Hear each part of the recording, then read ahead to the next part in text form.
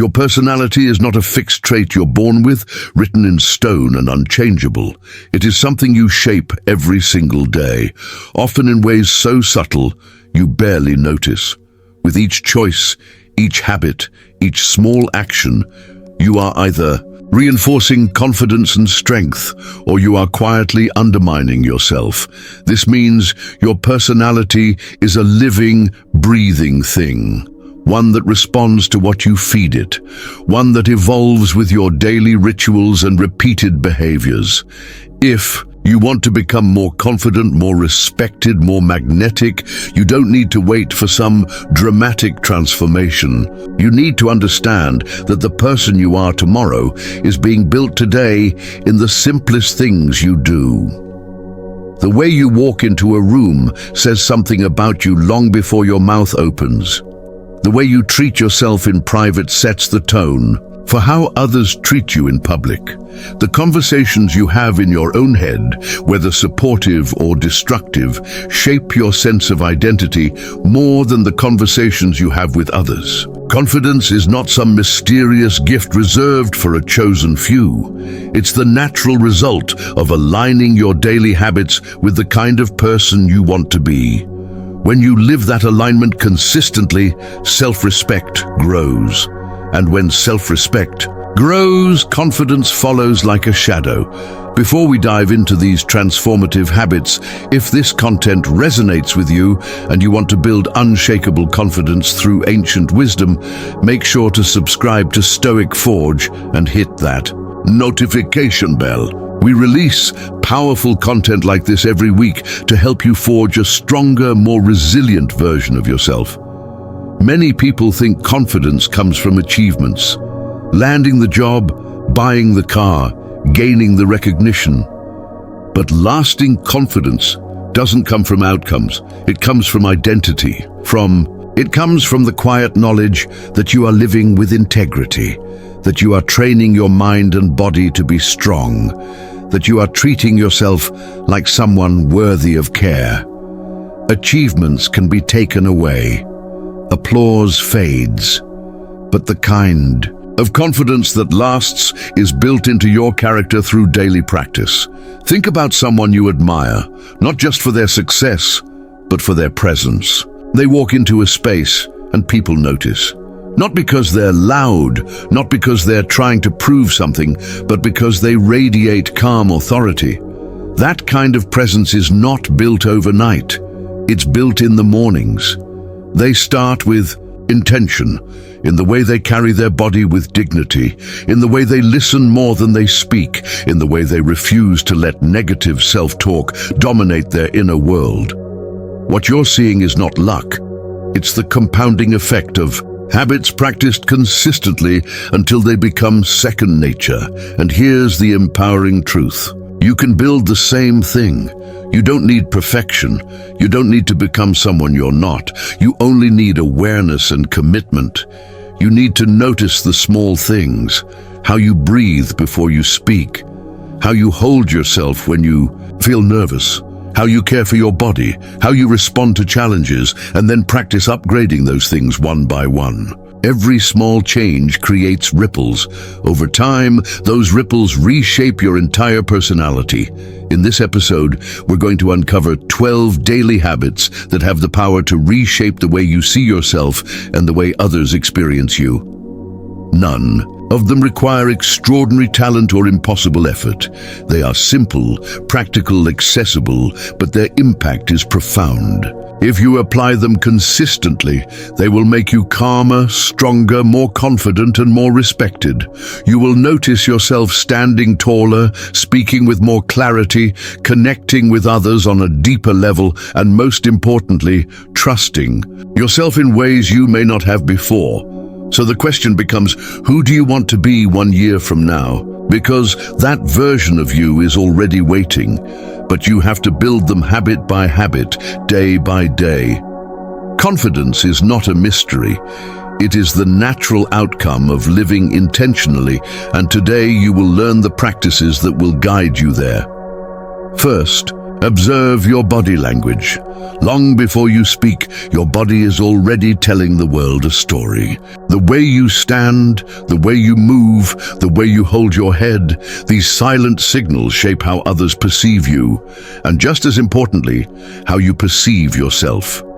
If you want to improve your confidence and your personality, you must begin with the language you speak without words, your body language. Think about it. When someone enters a room with their head bowed, shoulders slouched and eyes fixed on the ground, they send a message whether they intend to or not. That message is, I don't feel secure. I don't want to be noticed. I'm not confident in myself. And even if they later try to use strong words, their body has already betrayed them.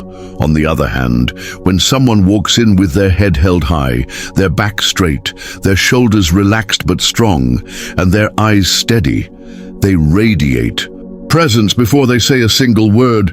People respond to them differently, not because of magic, but because body language is the first proof of self-belief.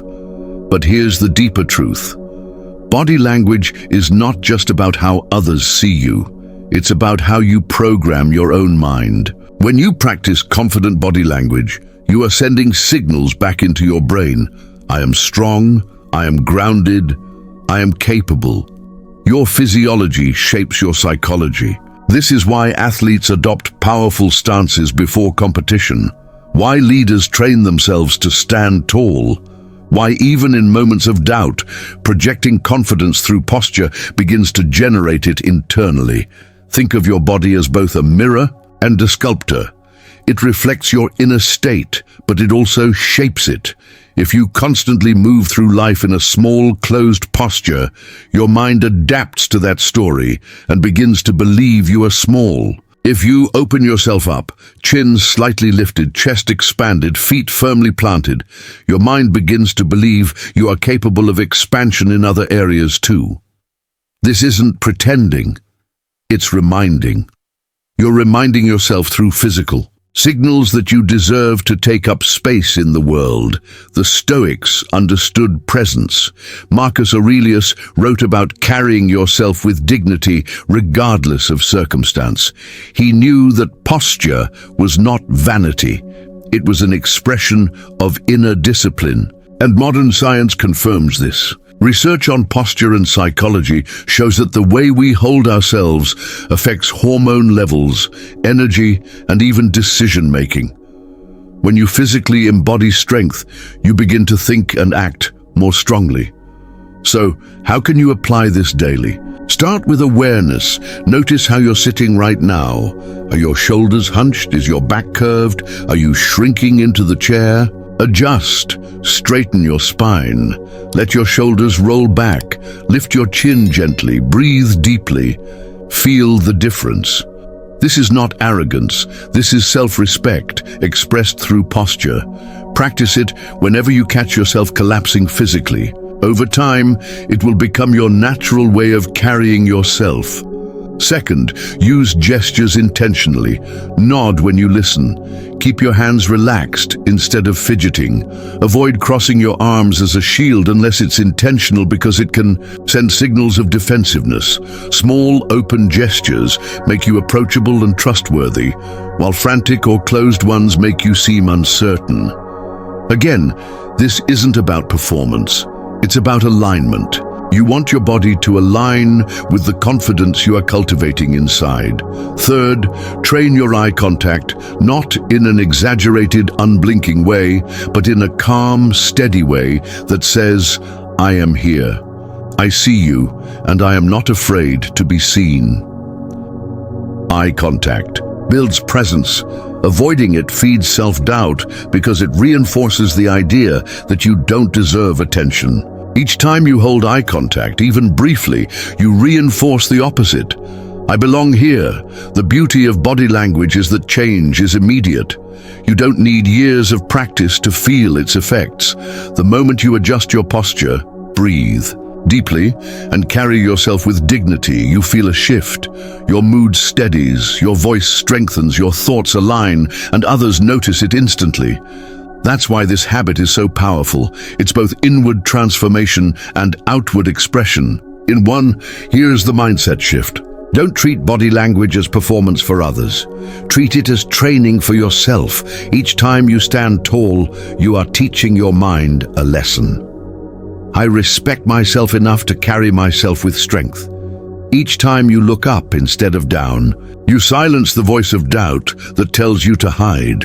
And each time you move with presence, you reinforce the identity of someone who is worthy of being seen. Confidence doesn't start with words. It starts with the way you inhabit your own body. So observe your body language today. Adjust it consciously. Practice it until it becomes effortless. Because when your body speaks the language of strength, your mind begins to believe it and doubt has no room left to speak. Second, practice self-care daily. Confidence doesn't begin in the spotlight. It begins in the quiet, invisible ways you treat yourself when no one else is watching. Self-care is not a luxury or a guilty pleasure. It is the foundation of self-respect. And without self-respect, confidence is impossible. Every time you neglect your body, your mind, or your soul, you send yourself a silent message. I am not worth the effort. But every time you choose to care for yourself, even in small ways, you send the opposite message. I am worthy. I matter. I deserve my own respect. Over time, these repeated messages shape how you see yourself and how others see you. The truth is, people often think of self-care as something optional, a treat to indulge in only when there's extra time or energy. But self-care is not indulgence, it's maintenance. Just as you wouldn't expect a car to run well without fuel, rest and regular upkeep, you can't expect yourself to function at your best without care. And yet, how many of us run on empty, hoping willpower alone will carry us through? That exhaustion is the perfect breeding ground for self-doubt. Because when your body is tired and your mind is drained, you lose the strength to push back against insecurity. Neglect invites doubt. Care destroys it. Start with the basics. Sleep. How you sleep determines how you think, how you feel, and how you show up in the world. Confidence requires clarity, and clarity requires rest. When you cut corners on sleep, you send yourself the message that productivity matters more than health. But when you prioritize rest, you rise with energy, focus, and presence that naturally command respect. Next is nutrition. The food you eat is not just fuel, it's information for your body and brain. Junk food, endless sugar, constant caffeine, highs and crashes, they don't just hurt your health, they hurt your self-image. Because deep down, every time you feed yourself poorly, you reinforce the belief that you don't deserve better. But when you nourish yourself with real whole foods, you're making a daily declaration. I choose strength over sabotage. I choose energy over exhaustion. I choose to respect myself. Then there is movement. Exercise is not about sculpting the perfect body for others to admire. It is about proving to yourself day after day that you are capable of effort, capable of growth, capable of consistency. Every workout, every stretch, every walk says I am building myself. And when your body feels strong, your mind naturally follows. It's hard for self-doubt to take hold when you know your body can carry you through challenges. But self-care goes beyond the physical. Mental and emotional care are equally vital. Take time to unplug from noise. Journal to clear your thoughts. Meditate to center your mind. Read something that feeds your spirit. Spend time in nature. These acts are not distractions from real life. They are the things that make real life worth living. Without them, stress builds, negativity multiplies, and doubt finds cracks to sneak through. With them, you create an inner sanctuary where confidence can thrive. Here's the deeper truth. The way you care for yourself teaches the world how to care for you. If you treat yourself like you're unworthy, people will believe you. If you treat yourself with respect, people will believe that too. Self-care is not selfish. It is a signal. It says, this is the standard. This is how I expect to be treated, and people respond accordingly. So how do you make this a daily habit? Don't wait for free time. It will never come. Schedule it. Prioritize it the way you prioritize work or family. Build small rituals that remind you of your worth. A morning routine that grounds you, a midday break to breathe, an evening ritual that calms you down. These are not extras. They are the structure that holds your confidence in place. The mindset shift is this: stop treating self-care as something you earn after working hard. Start treating it as the fuel that makes all your hard work possible. Every act of care, every good meal, every restful night, every workout, every pause for reflection is a vote for your self-worth. And with enough votes, the identity of I am not enough is replaced with I am valuable, I am capable, I am strong. Confidence is not built in the moments when the world is watching. It is built in the quiet daily moments when you decide how you will treat yourself. Practice self-care daily and you'll notice the difference, not just in how you feel, but in how you walk, how you speak, and how others respond to you. Because when you respect yourself, the world begins to respect you too. Third, smile genuinely. A smile is one of the simplest and most underestimated tools for confidence and connection. It costs nothing, requires no special training, and yet it can transform how you feel about yourself and how the world responds to you. But here's the key: it has to be genuine. A forced smile is transparent. It feels empty and awkward. But a real smile, one that comes from a place of presence and authenticity, sends powerful signals both to your brain and to everyone who sees it. Your smile is a message. To yourself it says, I am okay, I am safe, I am present. To others it says, I am approachable, I am confident, I belong here. That's why learning to smile genuinely is not just about appearing friendly. It's about rewiring your own sense of self. Research in psychology shows that when you smile, your brain actually releases chemicals like dopamine and serotonin, which elevate mood and reduce stress. In other words, the act of smiling can make you feel happier and calmer, even if you didn't feel that way a moment ago. It's not pretending, it's reminding your body that joy is possible. Think about people you know who radiate warmth. Often it's not because they're the most attractive, the most successful, or the most outgoing. It's because they smile in a way that feels real. Their presence feels lighter, safer, more trustworthy. You feel drawn to them without even knowing why. That is the silent power of a genuine smile. It's not about performance, it's about alignment. It aligns your outer expression with an inner sense of peace and self-acceptance. Now, self-doubt often attacks this very habit.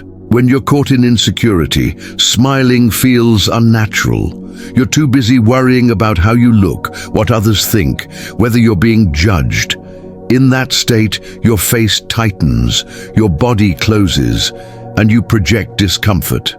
The world responds accordingly, which only deepens the cycle of doubt. But when you train yourself to smile genuinely, even in small, ordinary moments, you break the cycle. You send yourself the message that you don't need to hide, that you're free to open up. Smiling genuinely also builds bridges in social interaction. People trust those who smile with authenticity. They feel seen, welcomed, and safe. And when people respond positively, your confidence grows. It becomes a feedback loop. Your genuine smile creates positive energy, which attracts positive responses, which reinforces your sense of self-worth. How do you practice this habit? Start small. Smile at yourself in the mirror, not with fake enthusiasm, but with quiet acknowledgement.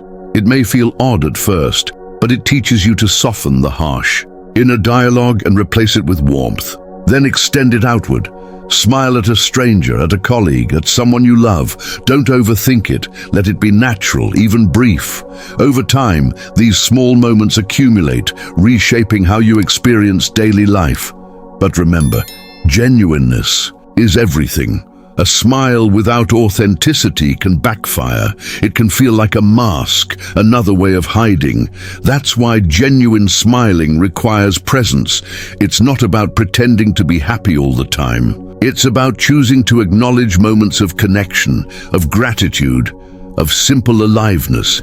Even on difficult days, a smile can be your way of saying, "I am still here. I am still capable. I can still choose light over darkness." The Stoics often spoke of equanimity, the ability to remain steady and grounded regardless of circumstance. A genuine smile is a modern expression of that. It shows that you can carry calmness and warmth even in a world full of chaos. It's not naivety, it's strength.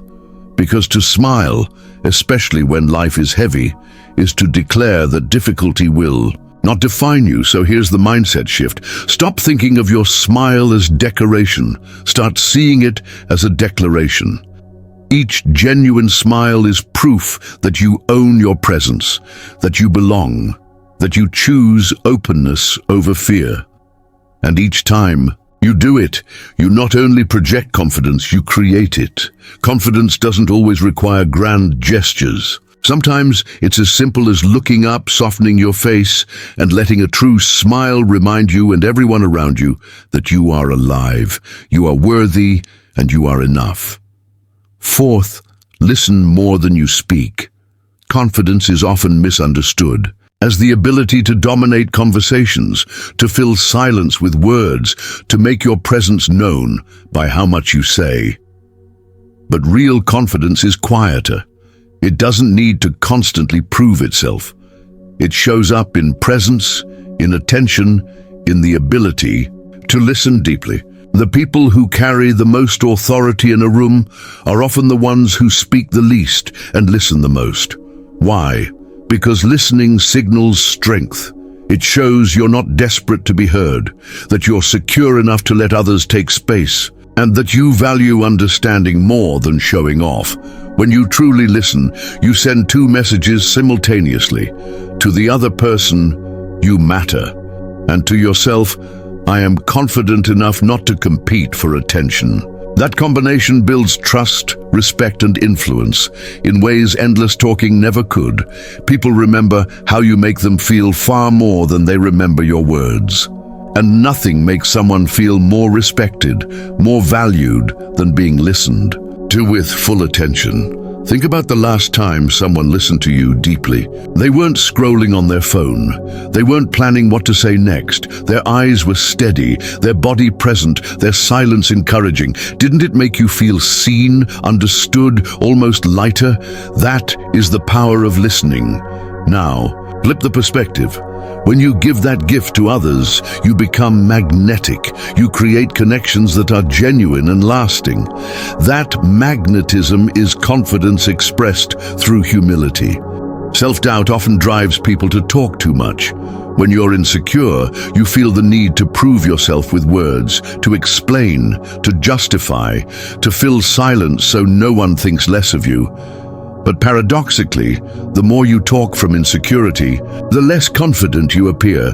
Silence used with purpose is powerful. It communicates calmness and authority. And when you listen, instead of rushing to speak, you break the cycle of doubt because you stop seeking validation through noise. The Stoics would agree. Epictetus reminded us that we have 2 ears and 1 mouth, and we should use them in that proportion. To him, wisdom wasn't in talking endlessly, but in listening, observing, and reflecting before responding. This practice not only enriches your understanding, it disciplines your ego. And when your ego is disciplined, self-doubt loses one of its favorite battlegrounds. So how do you practice listening more than speaking? First, start by slowing down in conversation. Resist the urge to interrupt or mentally prepare your next line. Let silence breathe. Ask questions not to sound interested, but to truly be interested. Pay attention not just to words, but to tone, pauses, and body language. Listening is not passive, it's active engagement. Second, practice humility. In dialogue, don't feel pressured to have the perfect response. Sometimes a thoughtful nod, a follow-up question, or a simple "I understand" is more powerful than a rehearsed statement. This humility doesn't make you smaller. It makes you stronger because people see in you someone secure enough not to need the spotlight constantly. Third, reflect on what you hear. A person who listens well doesn't just let words pass through. They absorb, process, and respond with clarity. That reflection builds credibility. Others begin to see you as wise, not because you always speak, but because when you do, your words carry weight. The result, you become someone people trust, someone people seek out, someone whose presence is calming, grounding, and magnetic, all because you chose to listen more than you spoke. Here's the mindset shift. Confidence is not about proving yourself louder, it's about anchoring yourself deeper. Listening shows that you don't need to compete for space, you already belong. And when you truly listen, you not only build trust with others, you build trust with yourself. You remind yourself that you are capable of presence, of patience, of connection. And in that reminder, self-doubt fades into silence. Confidence doesn't need to shout. Sometimes it needs only to listen. Fifth, speak clearly and calmly. The way you speak is often more powerful than the words themselves. You can have the wisest idea, the sharpest insight, or the most compelling story. But if you deliver it in a rushed, shaky, or timid voice, the message loses its strength. On the other hand, when you speak with clarity and calmness, even simple words carry authority. People lean in, they listen, they take you seriously, and more importantly, you begin to take yourself seriously. That is the essence of confidence. Not in what you say, but in how you choose to say it. Self-doubt often hijacks your voice. It makes you mumble, second-guess, speed up to get it over with, or soften your words as if to apologize for speaking. It convinces you to shrink in tone, so you don't draw attention, but that shrinking only reinforces the cycle. The more you speak uncertainly, the more others doubt you, and the more you doubt yourself. Breaking this cycle requires a mindset shift. You don't need to shout or dominate, but you must claim your voice with clarity and calmness, because a calm voice is a confident voice. Think about someone whose presence commands attention. They don't need to raise their volume. In fact, they often speak softly, but with a steady rhythm, measured tone, and deliberate pauses. Their words land with weight, not because they are loud, but because they are intentional. Calm speech is magnetic. It reflects a person who is not rushing, not afraid, not desperate to convince. And that energy tells both you and your listeners, I belong here. I have nothing to prove. I trust myself. The Stoics valued this balance. Seneca warned against speaking too fast or too forcefully, reminding us that true strength is shown through composure. Emotional control, even in speech, is a mark of discipline. To speak clearly and calmly is not just a communication skill. It's a declaration of self-command. And when you feel in command, self-doubt has no oxygen left to grow. How do you practice this daily? First, slow down. Notice the speed of your words. Most people rush because of nerves, trying to finish before they're judged. But when you slow down, you send the opposite message. I'm not afraid to take space. My words matter. Silence between sentences isn't weakness, it's power. It gives weight to your words and gives you time to breathe, grounding both your message and your confidence. Second, strengthen clarity. Avoid filler words like maybe, or I think. They dilute your message and signal doubt. Instead, practice speaking in short, clear sentences. If you don't know something, say so directly. It shows honesty, not weakness. Clarity is not about having all the answers. It's about communicating with precision. Third, tune your tone. Confidence is not yelling. It is steady, warm, and controlled. A calm tone signals authority far more than aggression ever could. People respect calm because calm is rare in a world full of noise, and calmness is contagious. When you speak calmly, others relax around you, which strengthens your presence even more. Here's a powerful exercise. Record yourself speaking, not to criticize, but to observe. Listen to the speed, the tone, the clarity, then practice slowing down, pausing, and articulating. With time, you'll notice your voice becoming an instrument of confidence instead of a casualty of doubt. The mindset shift is this: your voice is not an accident. It is a tool, and how you use it determines how others perceive you and how you perceive yourself. When you speak clearly and calmly, you declare that your thoughts matter, your presence matters, and your voice deserves to be heard. Each time you do, you reinforce the belief that you belong in the conversation. Confidence doesn't mean saying more. It means saying what matters in a way that carries weight. Clarity and calmness are how you achieve that. Practice them daily, and you'll notice not only how others begin to respect your words, but how you begin to respect your own voice. And once you respect your voice, self-doubt has nothing left to say. Sixth, eliminate negative self-talk. The most destructive conversations you will ever have are not with other people. They are with yourself. Long before the world doubts you, you've already planted doubt in your own mind.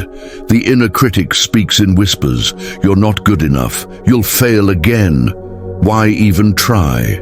At first, those whispers seem harmless, but repeated often enough, they become your truth. Your brain listens to the words you feed it, and if those words are poisoned, your confidence rots from the inside out. This is why one of the most powerful habits for improving your personality and confidence is eliminating negative self-talk. Self-talk is not background noise. It is programming. Every phrase you repeat is an instruction to your subconscious. Tell yourself you're weak, and your body follows with hesitation. Tell yourself you're incapable, and your mind looks for proof. But tell yourself you're capable, resilient, worthy, and your brain starts scanning the world for evidence to confirm it. That's how powerful your internal dialogue is. It shapes your identity, your behavior, and ultimately your destiny. Think about it. If a friend spoke to you, the way you often speak to yourself, would you keep them in your life? Imagine someone constantly telling you, you're worthless, you'll never succeed, you don't deserve respect. You'd cut ties immediately. And yet many people allow that voice to live rent-free in their own head day after day. Self-doubt doesn't need enemies outside when it has that enemy within. The Stoics understood the importance of mastering thought. Epictetus reminded us that it is not events that disturb us, but the stories we tell ourselves about them. Negative self-talk is exactly that, a distorted story.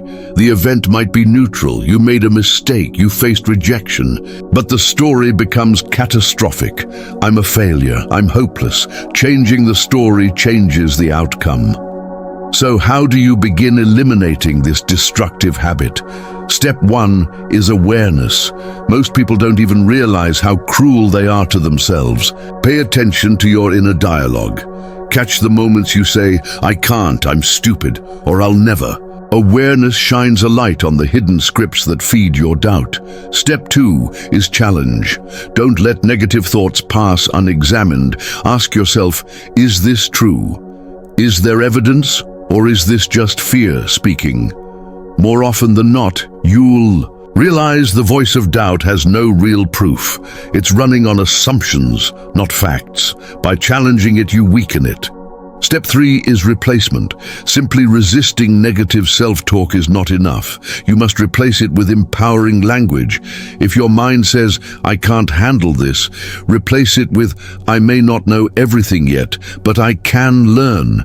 If it says, I always Fail, replace it with, every attempt is practice, and practice builds strength. The words don't have to be grand or dramatic. They just need to shift the story from defeat to growth. Over time, this practice reshapes your identity. When your inner dialogue changes, your personality changes. You walk differently, speak differently, engage differently, because you are no longer weighed down by a hostile voice inside. And others feel that shift. People are drawn to those who radiate self-respect. But self-respect cannot grow in a mind that constantly insults itself. It grows in a mind that speaks with encouragement, with compassion, with belief. Here's the mindset shift. Your inner voice is not the voice of truth. It is the voice of habit, and habits can be changed. Each time you catch and replace a negative thought, you train your mind to trust itself a little more. Each time you choose empowering language, you build confidence that no external compliment or validation can replace. So ask yourself now, what is the story you've been repeating to yourself? Is it one of limitation or one of possibility? Because that story is writing your future. If you want to destroy doubt and live with confidence, you must begin by becoming your own ally, not your own enemy. Eliminating negative self-talk is not about lying to yourself with empty positivity.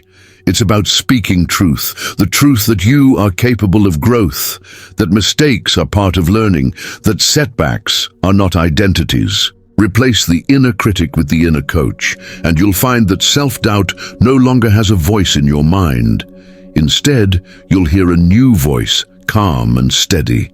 I believe in me, and that belief changes everything.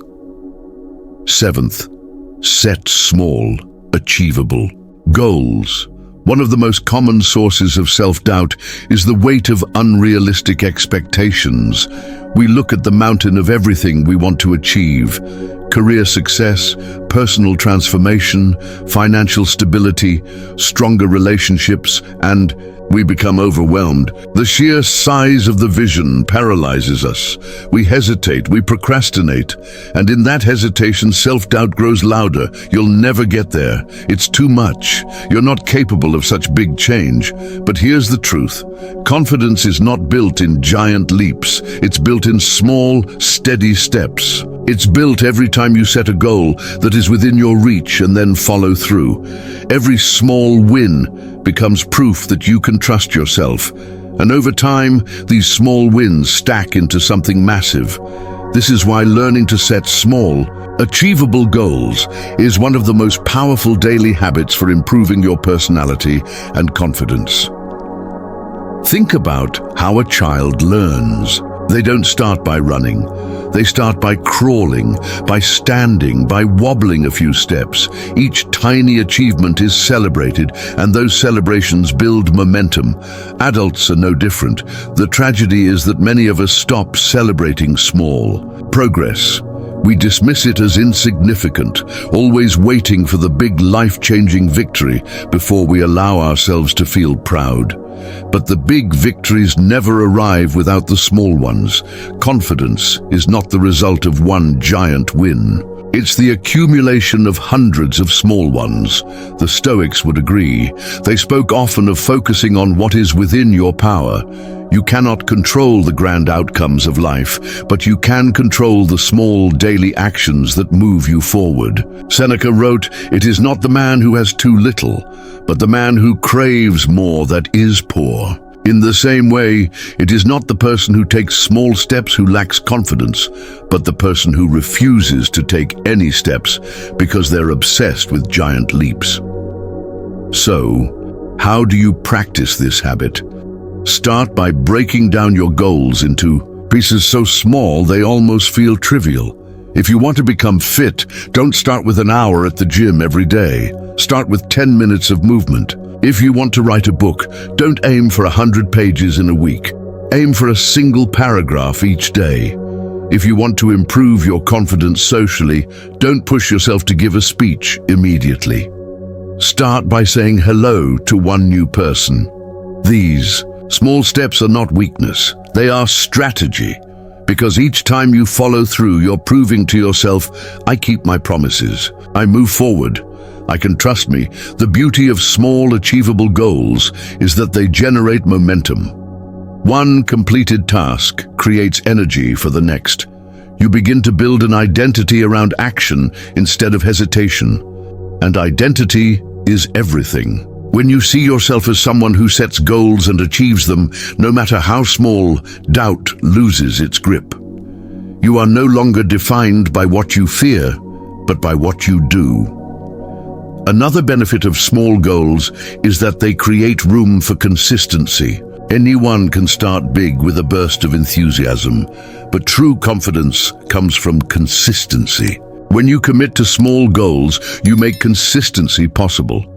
And consistency builds evidence. Each repeated win is another brick in the foundation of self-trust. And once you trust yourself, self-doubt no longer finds a home. Ask yourself, what small win could you claim today, not tomorrow, not next month, today? Maybe it's drinking more water. Maybe it's writing down 3 things you're grateful for. Maybe it's sending that email you've been avoiding. It doesn't have to be dramatic. What matters is that you start and that you follow through. Here's the mindset shift. Stop waiting for the perfect moment to accomplish something monumental. Start creating imperfect moments of small success. Stop dismissing the little wins. They are not little. They are proof. Proof that you are moving. Proof that you are capable. Proof that you can trust yourself. And with enough proof, self-doubt runs out of arguments. Confidence is not a finish line, it's a muscle, and you strengthen it with every small, achievable goal you accomplish. Set them, achieve them, celebrate them, and watch your self-doubt collapse under the weight of your growing evidence. 8th, dress with purpose. Before you speak a single word, before you make eye contact, before anyone knows who you are, your clothing has already introduced you. The way you dress is the very first story you tell about yourself. And whether you realize it or not, that story shapes not only how others see you, but how you see yourself. Dressing with purpose is not about fashion trends or expensive brands. It's about intentionality. It's about asking, what message am I sending to the world and to myself by the way I present myself today? Many people underestimate the power of clothing. They see it as superficial, as something that only matters to those who care about appearances, but this is a mistake. Clothing is not just decoration, it's psychology. When you put on an outfit that makes you feel sharp, strong, or comfortable in your skin, your posture changes, your energy shifts, your confidence rises. You don't just look different, you become different. This is why dress with purpose is not vanity, it's strategy. Think about it. Have you ever noticed how your mood changes depending on what you're wearing? On days when you throw on something sloppy or random, you might feel invisible, unmotivated, even less confident. But when you dress with care, when your clothes fit, well, when you've chosen colors or styles that express strength, you walk differently. You carry yourself with more presence. You're not dressing to impress others. You're dressing to remind yourself of who you are and what you're worth. The Stoics believed in simplicity and practicality, but even they emphasized the importance of presentation. Marcus Aurelius wrote about living with dignity, and dignity includes how you present yourself in the world. Dressing with purpose does not mean extravagance. It means alignment. It means your outer appearance is aligned with the inner respect you hold for yourself.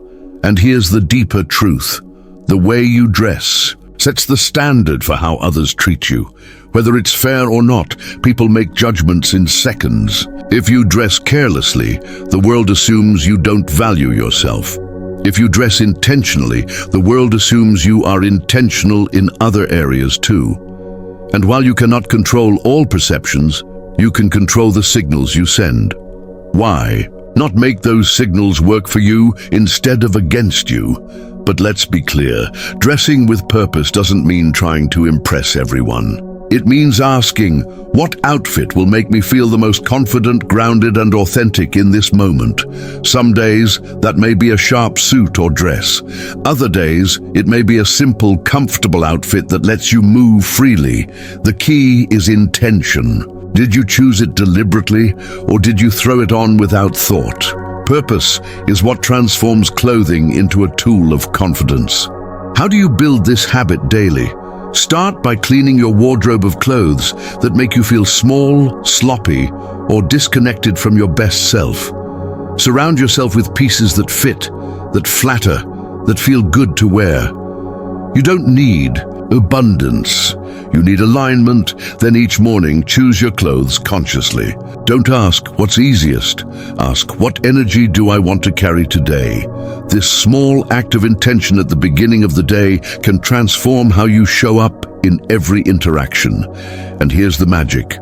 When you dress with purpose, you don't just project confidence, you create it. The act of putting on clothing that aligns with your values and your vision is an act of self-care, of self-respect, of identity building. It tells your brain, I take myself seriously. And when you take yourself seriously, others follow. The mindset shift is this. Clothing is not about impressing the world. It's about impressing upon yourself the truth of your worth. Every outfit is a chance to remind yourself that you are someone of value, someone with presence, someone who deserves to walk through the world with dignity. That reminder changes how you move, how you speak, how you connect. So the next time you stand in front of your wardrobe, don't just grab what's easiest. Choose with purpose. Dress not for perfection, but for presence, because when you walk out the door aligned with your best self, you've already silenced one of doubt's loudest voices. The one that says, you're not enough. With purpose, in your presentation, you remind yourself and the world, I am here, I am worthy, I am confident. Ninth, maintain eye contact. The eyes are often called the windows to the soul, and for good reason. They reveal presence, intention, and confidence more clearly than any words ever could. When you look someone in the eye, you communicate far more than interest. You communicate strength. You declare without saying a word, I am here, I am grounded, I am not afraid to be seen. That is why maintaining eye contact is one of the most transformative habits for building confidence and shaping personality. Avoiding eye contact, on the other hand, sends a different message. It signals insecurity, discomfort, or even dishonesty. When you glance down at the floor or let your eyes dart nervously, you don't just make others doubt you, you reinforce your own self-doubt. Your body whispers back to your mind, I can't handle this. I'm not strong enough. Over time, those whispers accumulate into belief, but the opposite is equally true. When you practice steady eye contact, you train your mind to believe in your own presence. You remind yourself that you belong in the moment, that you are equal to anyone you are speaking with. Think about people you've met who left a lasting impression. Chances are they weren't the ones who spoke the loudest or tried the hardest to impress you. They were the ones who made you feel seen. They looked you in the eye, not in a forced or aggressive way, but with calm steadiness. That kind of presence is magnetic. You remember it long after the words are forgotten. Why? Because eye contact is a universal language of confidence, trust, and authenticity. Self-doubt often sabotages this very skill. When you feel insecure, maintaining eye contact feels like exposure. It feels like others can see through you, notice your flaws, or judge you more harshly. So you look away thinking it protects you, but what it really does is confirm your fear. By avoiding the gaze, you silently tell yourself, I'm not enough. Breaking this cycle requires courage. It requires practicing the habit of looking directly, steadily into the eyes of others, not to dominate but to connect. The Stoics believed in presence. They emphasize living fully in the moment, grounded in reality rather than drifting in fear. Eye contact is a simple but powerful way of embodying this philosophy.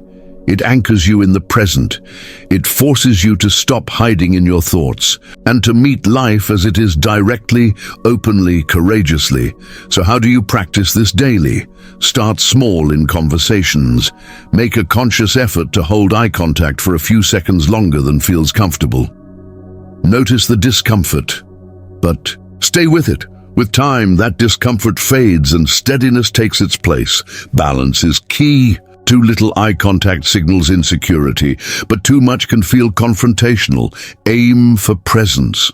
Soft eyes, relaxed face, steady focus. Not a stare, not a glare, but a genuine connection. You can even practice alone. When you look into the mirror, don't just glance at yourself superficially. Look into your own eyes. Hold the gaze. Notice what emotions rise. Discomfort, doubt, maybe even self-criticism. Then breathe through them. This exercise may feel uncomfortable at first, but it is one of the most powerful ways to build self-acceptance. If you can look yourself in the eyes without flinching, it becomes far easier to look others in the eyes with calm confidence. Here's the mindset shift. Eye contact is not about power over others. It's about power within yourself. Each time you maintain steady, calm eye contact, you're telling yourself, I am safe, I am equal, I am enough. And once you believe that, others begin to believe it too. Confidence is not about having the perfect words. It's about presence. And presence is most clearly felt in the eyes. Practice this habit daily, whether in conversations, in meetings, or even in brief encounters with strangers. Each moment of connection strengthens you, builds trust, and silences doubt. Because when you can look directly into someone else's eyes, you're proving to yourself over and over again that you have nothing to hide. 10th, surround yourself with confident people. Confidence is contagious. The energy of the people around you seeps into your own life, whether you notice it or not. If you spend your days surrounded by negativity, insecurity, and constant doubt, that atmosphere will slowly pull you down. But if you place yourself among people who believe in themselves, who act with courage, who carry themselves with dignity, something powerful happens. You begin to absorb that energy. You start to rise to their level. This is why one of the most transformative habits for building confidence and reshaping your personality is choosing your environment wisely and surrounding yourself with confident people. Think about it. Humans are wired for imitation. From childhood, we learn by copying the way you speak, the way you behave, the way you carry yourself. Much of it has been influenced by the people closest to you. If you spend time with people who are always anxious, always apologizing, always doubting, that mindset becomes normalized. You begin to mirror it unconsciously. But if you surround yourself with people who walk with certainty, who chase their goals boldly, who treat themselves and others with respect, you begin to mirror that too. Confidence is not just taught, it is caught. Self-doubt thrives in weak environments. When everyone around you hesitates, you feel safer hesitating too. There is no challenge to rise, no example to follow. But in the company of confident people, doubt struggles to survive. Their presence alone challenges your inner critic. When they speak with conviction, when they act without apology, when they stand tall, a part of you says, if they can do it, maybe I can too. That thought plants seeds, and those seeds grow into courage. The Stoics valued friendship and community, not for entertainment, but for growth. Seneca wrote letters to his friend Lucilius, reminding him that we become like the people we associate with, for better or worse. He warned that if you keep company with those who live poorly, you risk catching their habits. But if you keep company with those who live with virtue and strength, you'll begin to embody those qualities yourself. Your circle is not just a reflection of who you are. It is a preview of who you are becoming. So how do you apply this habit? Begin with awareness. Look closely at the people you spend the most time with. Do they encourage you to grow, or do they reinforce your fears?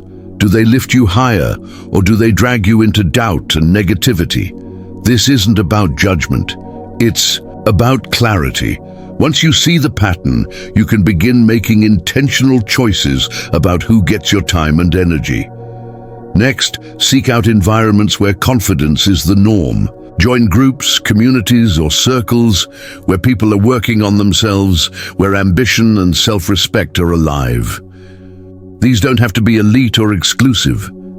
They can be as simple as a fitness class, a professional community, or a small circle of friends committed to growth. What matters is the energy. If the people around you are serious about their lives, you will naturally become more serious about yours. And here's another truth. Surrounding yourself with confident people doesn't mean abandoning those who struggle. It means setting boundaries. You can support and encourage others, but you cannot allow yourself to drown in their self-doubt. Protecting your environment is not selfish. It's essential because your environment is shaping you every single day, whether you acknowledge it or not. The mindset shift is this: stop underestimating the power of your circle. If you want confidence, don't just build it in isolation. Immerse yourself in it. Let it rub off on you. Let it challenge you. Let it show you what's possible. Because confidence, like doubt, is contagious. And the more you expose yourself to it, the more natural it becomes.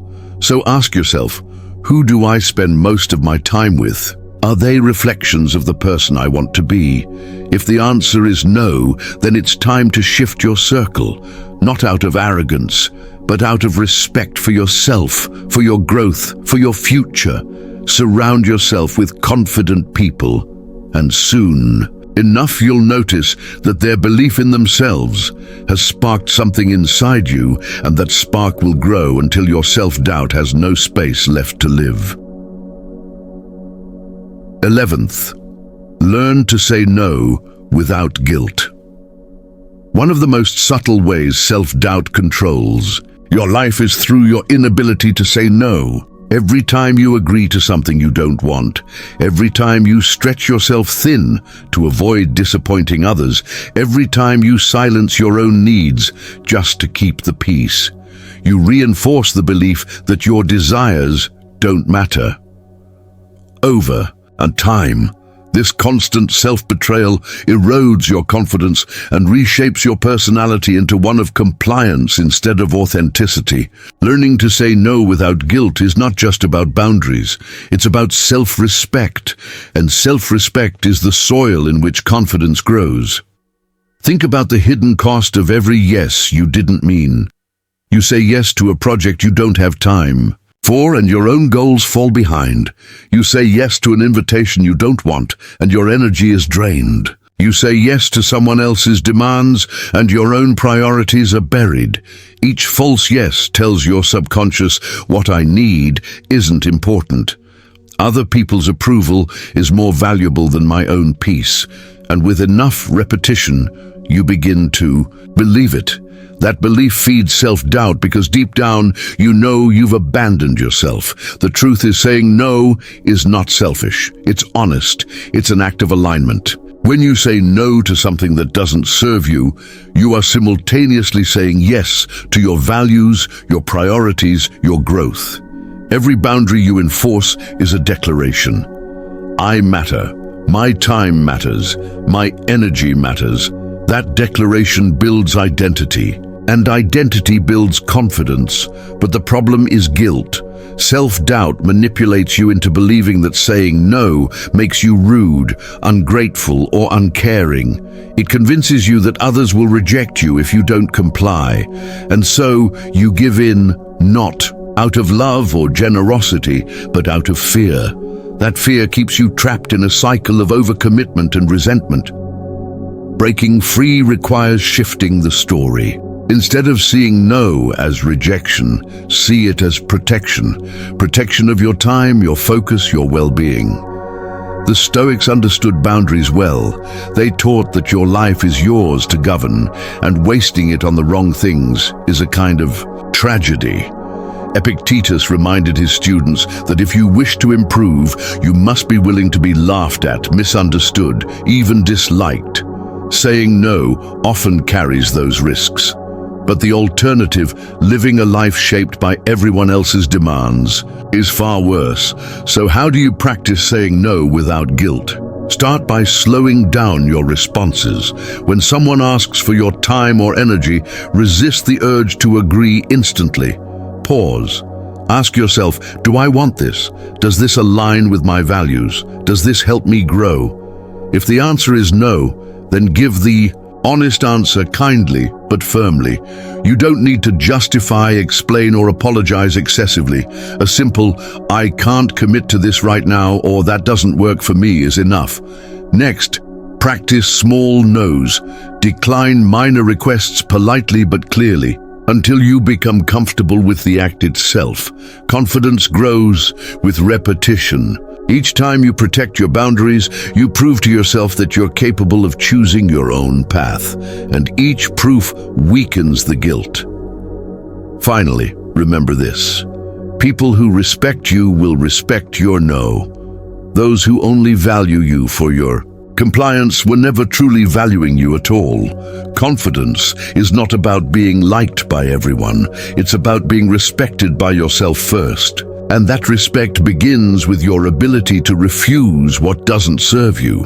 Here's the mindset shift. Saying no is not about shutting doors. It's about opening the right ones.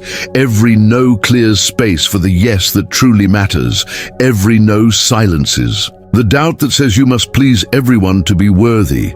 And every no strengthens the belief that your time and energy are valuable. So the next time you feel guilt rising as you consider refusing something, remind yourself this is not rejection. This is protection. Protection of your peace, protection of your growth, protection of your self-respect. And when you protect those, you build a personality that is firm, confident, and authentic. One that no longer bows to doubt. 12th, start your day with a centering ritual. How you begin your morning sets the tone for everything that follows. If you wake up rushed, scrolling through your phone, or diving straight into the demands of others, you hand away control of your day before it has even started. That chaos seeps into your mood, your posture, your words, and your confidence. Doubt finds its opening in the confusion. But when you start your day with intention, with a centering ritual, you anchor yourself before the world has the chance to pull you in 1,000 directions. You declare, this is my day, this is who I choose. To be a centering ritual doesn't have to be complicated or time-consuming.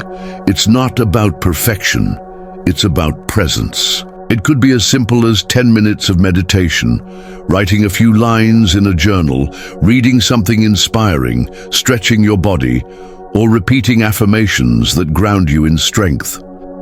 What matters is consistency.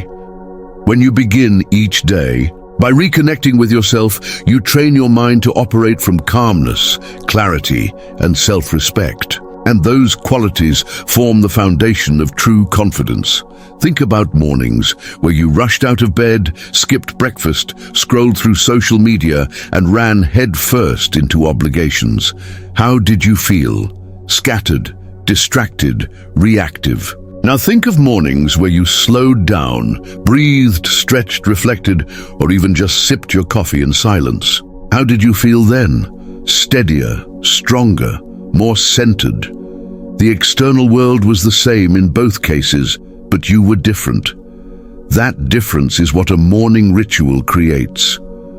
The Stoics practiced this daily.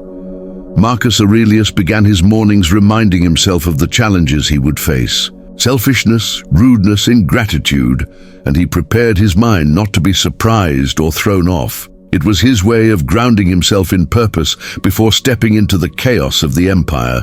Epictetus encouraged his students to reflect on what is within their control and to set their minds accordingly before starting the day. For them, morning wasn't a time to drift aimlessly. It was a time to strengthen the spirit. Self-doubt often sneaks in during mornings. You wake up with yesterday's failures still echoing, with worries about the future pressing in, with a racing list of tasks that makes you feel behind before you even begin. A centering ritual dismantles that noise. It gives you space to reset, to tell yourself a new story. I'm capable, I'm focused, I'm ready.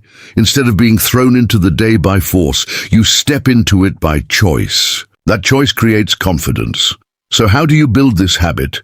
Start small and simple. Choose one practice that grounds you. Maybe it's writing down 3 goals or 3 things you're grateful for. Maybe it's sitting in silence for 5 minutes, focusing only on your breath. Maybe it's reading a short passage from a book of wisdom. Commit to it daily. Protect it as sacred time. 5 minutes of alignment that no one else can touch. Over time, expand it if you wish. But don't underestimate the power of even a few minutes of centered presence. Here's the mindset shift. Mornings are not just the beginning of a day. They are the foundation of your confidence. Each time you start with a centering ritual, you prove to yourself that you are in control, that you are intentional, that you respect your own growth. And once you've started from that place, doubt struggles to find a foothold. Because the first voice you heard today wasn't the noise of the world. It was your own calm, steady voice reminding you of your worth. Confidence is not built only in big moments of performance or decision. It is built in the quiet rhythm of daily rituals. And there is no ritual more powerful than the one that starts your day. Begin centered, and you carry that strength into every room, every conversation, every challenge. So tomorrow morning, don't rush blindly into the noise. Stop, breathe, choose a ritual that brings you back to yourself. Let it anchor you, guide you, and remind you of who you are. Because when you start your day grounded in clarity and intention, you don't just live the day, you own it. And when you own your day, doubt has no power left to own you. Your personality is not something fixed.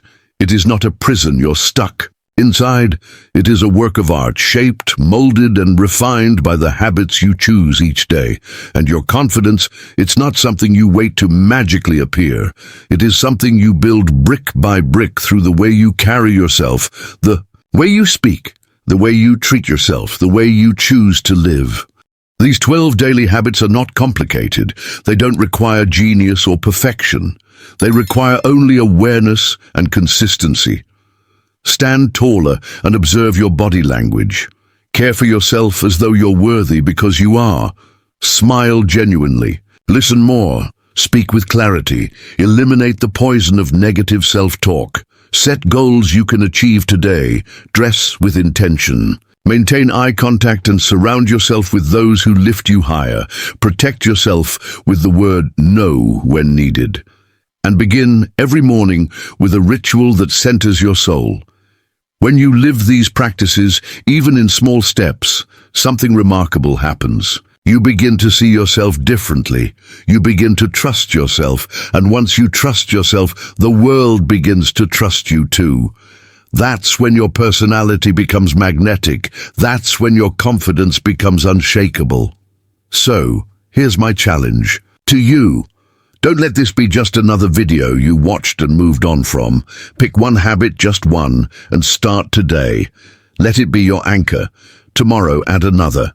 Build yourself slowly, steadily, until confidence is no longer something you chase, but something you embody. If this video resonated with you, share it with someone who needs to hear these truths. Drop a comment below telling me which habit you're going to start practicing today. And don't forget to subscribe to Stoic Forge, because each week we'll keep building together, habit by habit, shift by shift, until doubt no longer has a place in your life. Your best self is not waiting far away in the future. It's being built in the choices you make today. Live them with purpose, live them with confidence, and watch your life transform.